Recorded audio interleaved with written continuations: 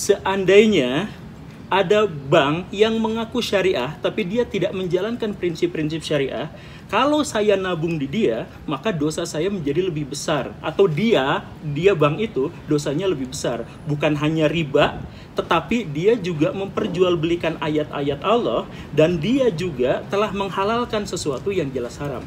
Pernyataan saya itu salah atau tidak? Iya, jadi jelas anak katakan salah. Salah? Iya. Assalamualaikum Bre, selamat datang kembali di Guru Gembel Channel. Sejak 2 tahun yang lalu saya mengatakan bahwa menabung di bank syariah itu dosanya bisa lebih besar daripada menabung di bank konvensional. Nah, pernyataan itu ternyata menyinggung para aktivis dan praktisi bank syariah sehingga telah mewacanakan untuk melakukan tindakan-tindakan yang signifikan. AMDK Al-Jambi ini tidak ingin menghakimin. Bukan berarti tidak bertanggung jawab. Karena kalau misalkan ada pernyataan kan pasti aja siap aja klarifikasi gitu. Tetapi, alhamdulillah, sebelum upaya itu dilakukan, perwakilan dari aktivis ekonomi syariah, yaitu Dr. HC Abu Muhammad Duyono Kusen Al-Jambi SEMM, datang untuk meminta klarifikasi dari pernyataan saya. Iya, karena kita memang ingin tabayun ya. Ini salah satu kaidah seorang muslim, tidak ingin menghakimin. Tapi ketika ada sesuatu yang disampaikan, ada yang menggelitik, kita bareng-bareng dan alhamdulillah. Ini luar biasa, karena sebelum-sebelumnya langsung bikin video sanggahan, bantahan, jebret gitu. Ini mau. Iya, ini luar biasa. Ini pertama kalinya ada orang yang ngajak collab ternyata untuk klarifikasi. Jadi ini subhanallah, terima kasih banyak. Ini pertama kalinya. Masya Allah, pertama kali loh. Maka meski niat kami baik dan alhamdulillah diakhiri dengan yang baik, tapi perdebatan sengit sempat terjadi. Simak videonya. Nah, pendapat beliau ini mengatakan bahwa bank syariah itu lebih haram dari bank konvensional. Iya. Ya. Nah, artinya ini Masya Allah, ya, bank konven sama bank syariah itu dianggap riba. Jadi kritik saya atas bank syariah itu yang pertama adalah karena bank syariah atau yang berhubungan dengan ekonomi syariah pada umumnya istihadnya itu kurang berkembang. Saya anggap istihadnya kurang berkembang. Seperti apa itu? Nah, tapi saya jelaskan dari yang paling awal dulu lah, beginilah. Bapak menganggap bahwa ada bank syariah. Nah, betul ya? Iya. Kan kita sepakat bahwa yang dimaksud dengan syariah itu dasarnya pasti Quran atau Sunnah. Nah. Atau mungkin ada sebagian ulama yang menganggap bahwa sebagian pendapat para sahabat itu bisa kita jadikan sebagai syariah. Ada juga misalkan Imam Syafi'i menganggap ijma para sahabat, ijma atau qiyas dan sebagainya itu adalah bagian syariah. Itu udah udah basically. Nah, bank itu di dalam Quran kan nggak ada, Pak. Enggak. Di dalam sunnah juga tidak ada. Iya. Di dalam pernyataan para sahabat juga tidak. Iya. Kemudian imam-imam mazhab juga tidak. Iya. Bahkan ulama-ulama yang lebih kholaf, misalkan Ibnu Taimiyah atau Jalaluddin As-Suyuti dan sebagainya, itu tidak pernah menyinggung masalah bank. Dan tidak ada istilah yang namanya bank. Nah, karena tidak pernah ada istilah namanya bank, maka ini sebenarnya bagian dari fikih kontemporer. Nah, karena ini adalah bagian dari fikih kontemporer, maka sebaiknya pendekatan itu juga adalah terkait dengan fikih kontemporer, terkait dengan yang sekarang-sekarang. Sedangkan istihad yang kita ketahui tentang syariah, tentang bank syariah itu biasanya kutipan-kutipannya itu berasal dari ulama-ulama zaman dulu ketika sistem ekonominya belum berjalan dengan baik. Nah, karena itu maka di zaman sekarang itu muncul ada beberapa permasalahan-permasalahan itu diantaranya adalah bahwa ada inkonsistensi dan ada ketidaksepakatan tentang apa yang dimaksud dengan riba. Kita semuanya sepakat, saya yakin bahwa riba itu haram. Tetapi misalkan ya, apakah bunga bank itu haram atau tidak? Nah, ini menjadi ikhtilaf. Kenapa muncul ikhtilaf seperti ini? Karena ijtihad kita itu belum tuntas dan belum menjadi kesepakatan bersama. Nah, karena itu maka dalam prakteknya ini dimanfaatkan oleh segelintir orang untuk menjadikan syariah ini sebagai perdagangan. Nah, ini menarik. Jadi antum mengatakan tadi ada bank, terus lari kepada riba. Yang antum maksudkan dengan bank itu adalah benda mati. Iya, benda mati. Justru sistem sebenarnya. Bukan. Kalau bank itu benda mati. Justru yang diharamkan oleh Dewan Syariah Nasional Majelis Ulama Indonesia itu adalah transaksi. Itu antum tahu ada fatwanya? Iya tahu. Di fatwa nomor berapa? Tahun 95 ya, Pak. Bukan. Jadi anak beritahu kepada antum. Jadi itu ada fatwa nomor 20 tahun 2001. Fatwa nomor 20 tahun 2001. Ada di pasal 8. Ada di poin 2. Di sana dikatakan ada usaha yang bertentangan dengan prinsip syariat Islam. Jadi dikasih tahu. Okay. Jadi usaha yang bertentangan dengan prinsip syariat Islam. A itu usaha perjudian, yang B. Nah, ini B diperhatikan. Usaha lembaga keuangan konvensional. Usaha lembaga keuangan konvensional dalam kurung ribawi, tutup kurung. Termasuk perbankan dan asuransi konvensional. Jelas, tegas. Jadi usaha perbankan itu masuk kepada lembaga keuangan konvensional. Jadi sebentar, ini berarti kita klarifikasi yang awal tadi itu. Jadi mungkinkah sesuatu itu disebut sebagai syariah, misalkan bank syariah, padahal bank itu tidak pernah ada sebelumnya? Bank itu benda mati, jadi yang dihukumin. Makanya kita tidak menghukumi banknya. Saya berpikirnya perspektif saya nih ya. Perspektif saya, bank itu adalah sistem.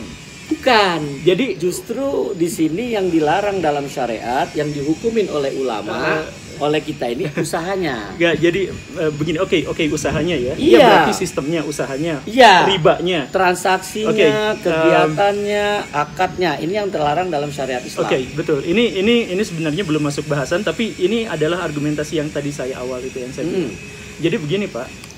Yang saya tahu, bank itu, anggaplah misalkan Bapak istilahkan tadi apa namanya, bukan sistem tapi transaksi ya. Transaksi.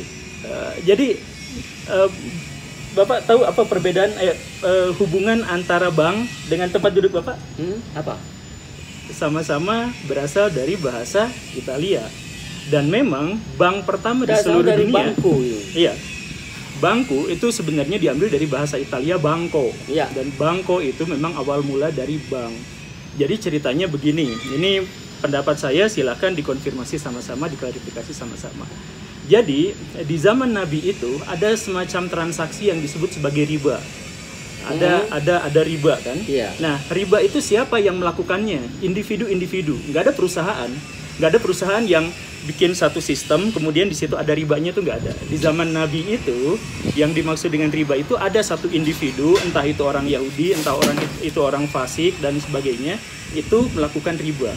Nah, dari riba itu kenapa dilarang keras? Ada banyak sekali alasan di zaman Nabi itu. Salah satunya adalah betapa kejinya orang yang menarik riba, karena dia memanfaatkan orang yang lagi butuh duit, malah ditambahin, mintanya nambah. Kan itu bener-bener di luar moral lah, jahat banget lah, seperti itu kan.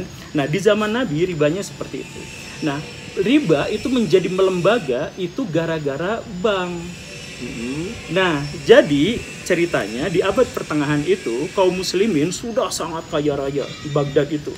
Mereka kebanyakan itu adalah orang-orang yang sudah berkecukupan. Nah, mereka memiliki uang yang sangat banyak.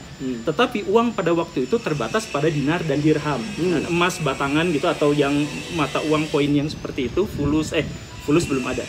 Tapi dinar dan dirham dan sebagainya. Nah, begitu.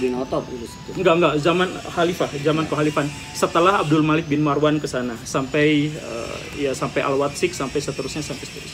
Nah, dari masa itu kemudian muncullah beberapa orang Yahudi, karena orang-orang Yahudi itu dilindungi sama pemerintahan kekhalifahan Baghdad karena ahlul kitab. Nah, orang-orang yang terlindung itu kemudian bikin sistem kayak gini.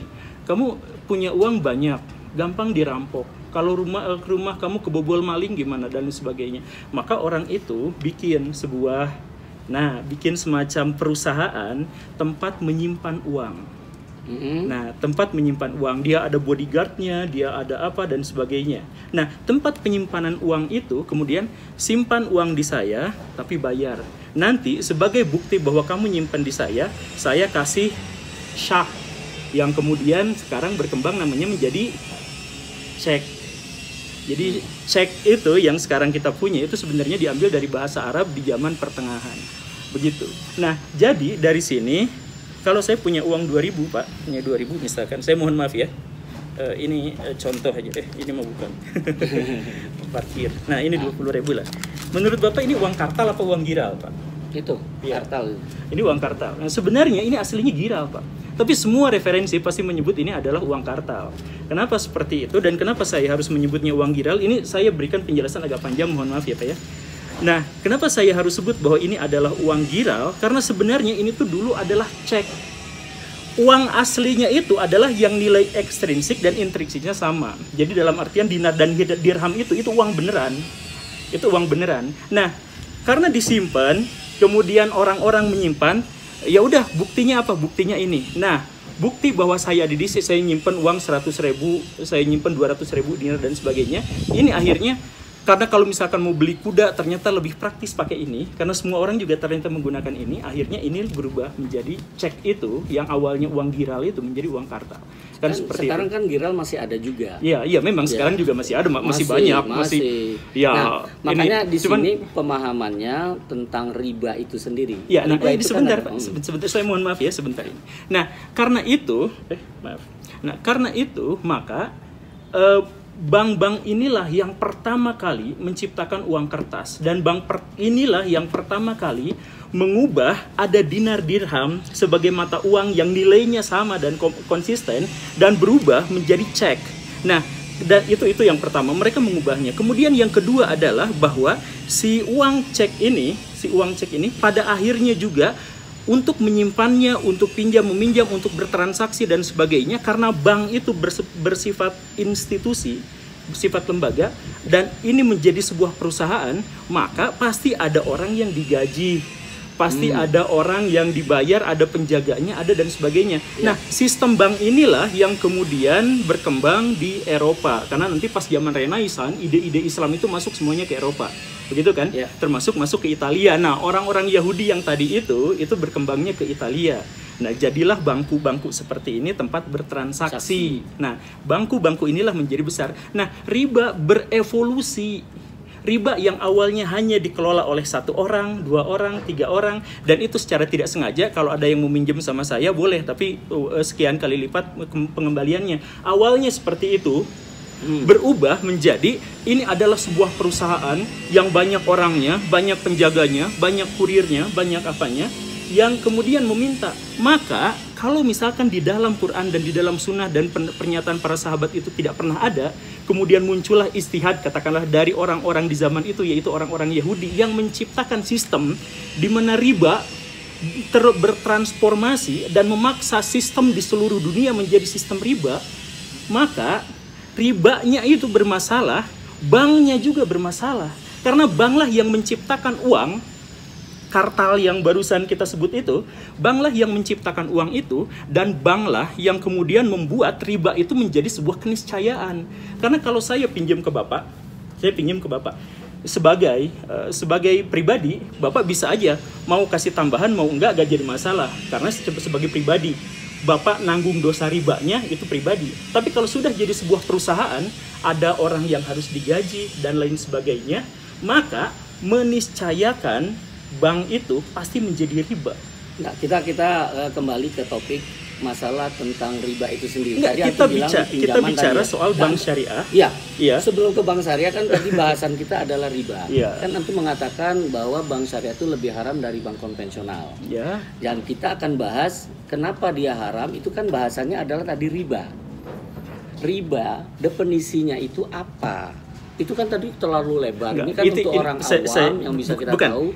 Bahwa ini riba bukan itu kan bahasanya dari pinjaman nanti bilangnya, padahal pinjaman itu tidak riba.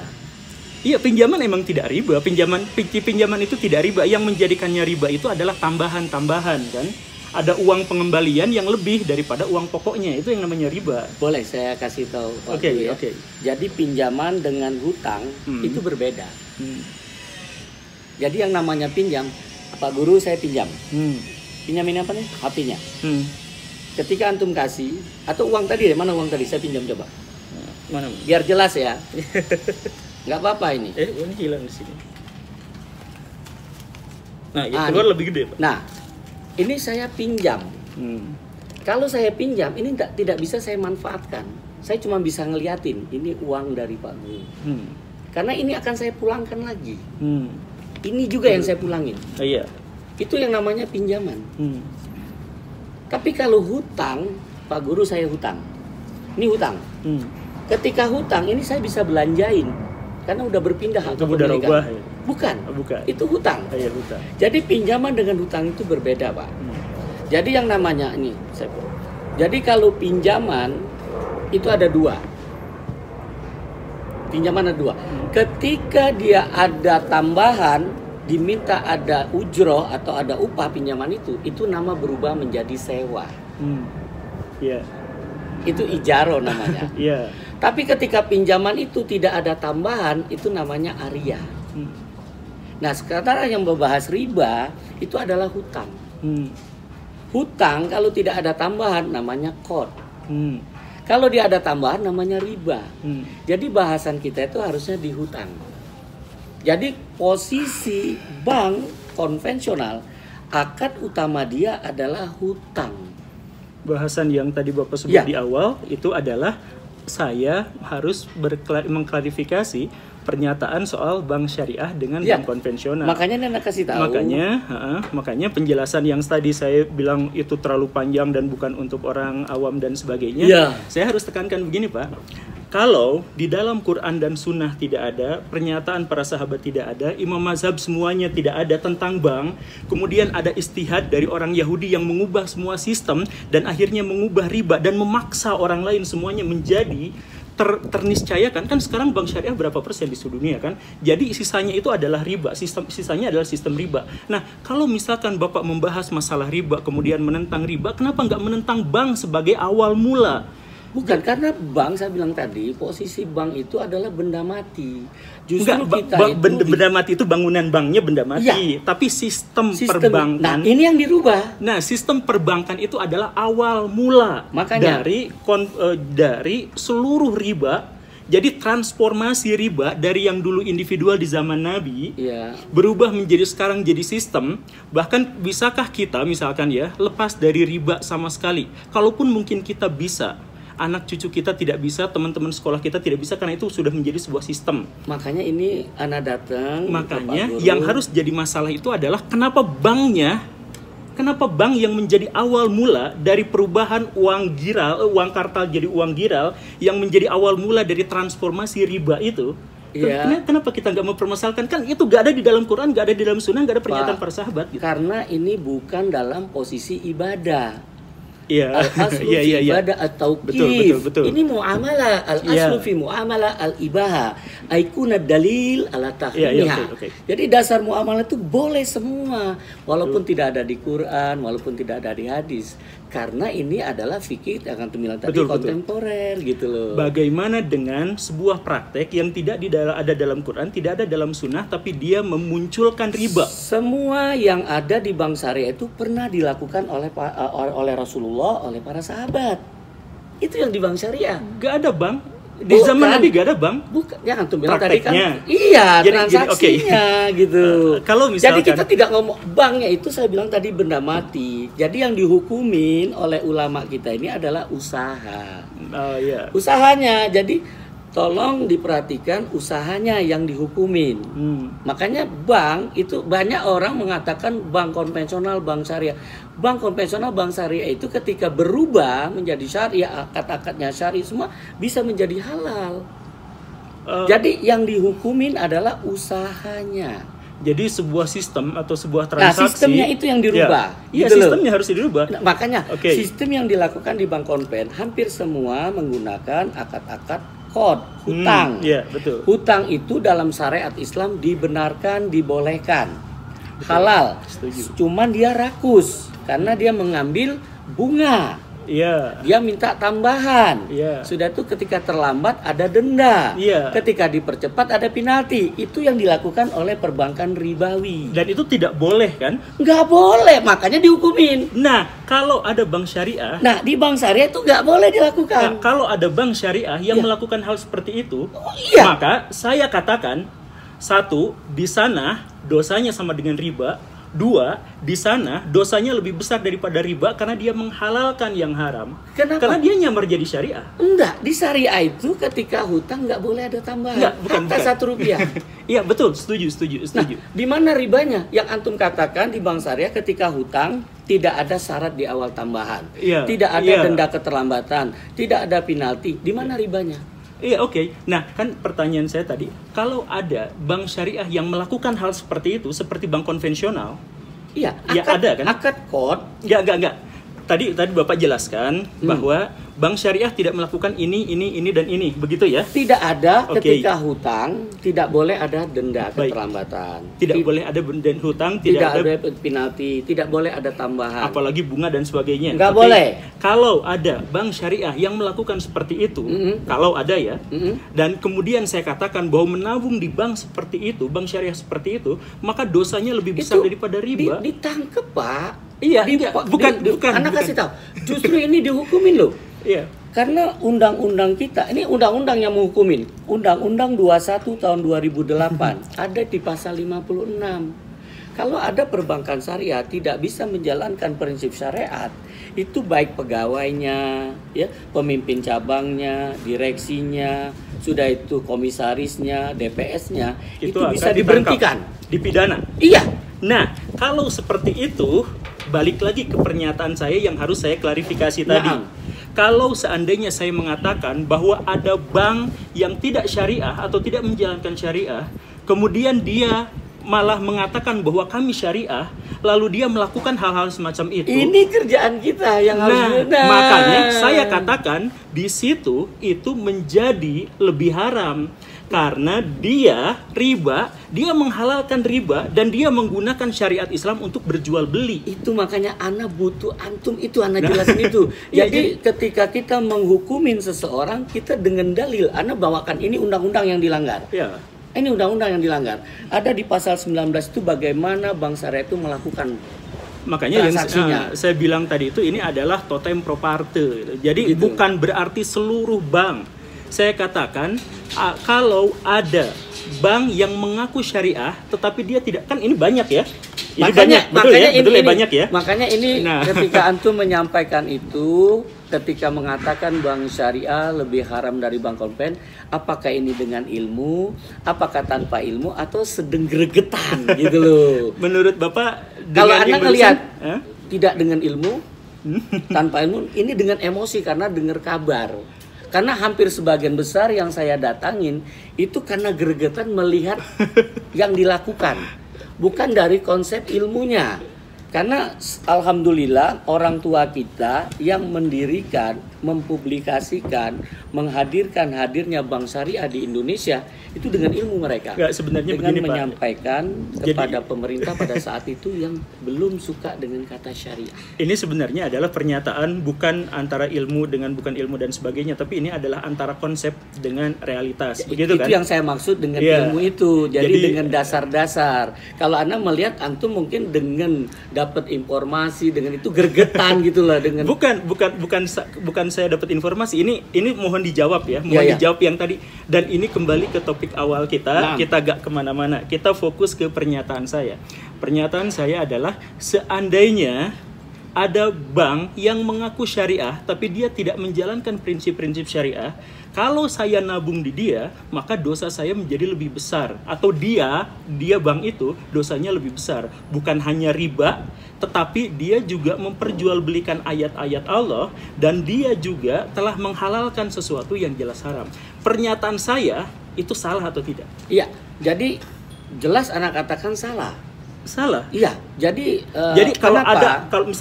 kalau ada orang yang mengatasnamakan bank syariah, dia sebenarnya konvensional, itu dibenarkan sama Bapak? Bukan. Iya. Karena ketika ini yang saya lakukan karena saya pelaku langsung, apa yang saya pahami bisa dilakukan di bank syariah. Iya. Dilihat dari undang-undang, dilihat dari fatwa, dan kita melakukan. Tidak ada yang melanggar syar'i. Iya, maksudnya kalau ada bank yang seperti itu, Ada. dan sama Bapak langsung ditindak. Iya. Nah, sama Bapak ditindak, saya bukan orang dalam sehingga saya Bukan, hanya berbicara. Saya orang luar Tadi loh. Bapak katanya bisa masuk ini, Karena itu menindak. tadi Bukan, makanya kita akan bawakan undang-undangnya. Iya, Undang-undangnya. Jadi itu tadi kita sama-sama orang luar nih. Kenapa saya bisa bawa Bank Syariah? Karena saya tahu ilmunya bahwa ini salah. Iya. Ini benar. Iya. Ini diambil dari undang-undang. Ada di pasal 19. Terus kita ambil juga di fatwa. Fatwa-fatwa DSM MUI itu cukup memudahkan masyarakat untuk menjalankan sesuai syar'i. Jadi Akang Teteh, Ibu Bapak nyadar nggak bahwa kita tuh sebenarnya dari tadi tuh sama. Dari tadi tuh kita tuh sama, Pak. Cuman Bapak bertindak dengan undang-undang, dengan fatwa ya, dan itu yang saya sebagainya. bilang, supaya kita ketika ketemu dengan masyarakat, ini kita tidak melebar. Ini loh yang Anda langgar fatwa ini. Karena praktisi Bank Syariah, dia kalau kita bawa pakai bahasa kitab kita lain daripada fatwa, dia akan mengelak. Karena dia rujuk di undang-undang itu dari fatwa. Itu bahasa undang-undang. Maka ini yang saya datang, oh ternyata ini tidak dengan bahasa undang-undang yang antum sampaikan ini. Karena saya menghukumin itu, karena saya selalu gugat Bank Syariah. Alhamdulillah ketika kita ajak ngomong, kita ajak diskusi, dia bisa melakukan perbaikan. Bank Syariah mana yang Bapak gugat itu? Hampir semua Bank Syariah. Bukan, nggak usah nyebutkan namanya. Iya. Bank Syariah mana yang maksudnya yang melakukan? Ada Bank Syariah di Indonesia ketika dia melakukan akad, misalnya untuk akad wadiah. Tapi ternyata dia melakukannya. Ada misalnya ada ngasih hadiah, saya bilang nggak boleh ngasih hadiah. Ngasih hadiah. Nggak boleh ngasih hadiah. Nah, dia mau lakukan itu. Ya. Alhamdulillah, karena kita tahu kita tidak pakai hadiah. Artinya ada bank seperti itu. Ada. Bapak menindak. Iya, memberitahu Bapak bahwa ternyata bisa dilakukan. Bank seperti itu, bank syariah yang tapi tidak menjalankan prinsip syariah pada bagian tertentu, itu ada. Itu yang kita pahamin. Ada, karena dia kemudian sama Bapak ditindak. Ya, kita minta, bukan ditindak, kita minta. Bener kan? Kita sama kan sebenarnya. Bukan, kita bukan menghukumin yang tadi. Ya, enggak, kita enggak menghukumi. Kita Kita tidak juga menghukumi. Justru dengan kita diskusi, dengan kita kasih tahu pemahaman kami sesuai syariah, bahwa kalau akad wadiah ini tidak ada yang namanya bonus, tidak ada yang namanya tambahan. Dan alhamdulillah Bank Syariah bisa ngikutin. Artinya kan tidak ada yang salah di situ. Kalau begitu, maka ketika ada bank yang seperti itu, kemudian saya katakan itu juga sebenarnya sama aja dengan Bapak, cuman Bapak bertindak karena Bapak memiliki akses. Kalau saya cuman guru honorer, saya tidak punya akses. Jadi saya berdakwah di YouTube, saya katakan kalau seperti itu adalah cara yang salah. Jadi sebenarnya kita tuh sepakat Pak sejak awal, Pak. Nah, ini yang harus dipahamin oleh masyarakat. Jadi ketika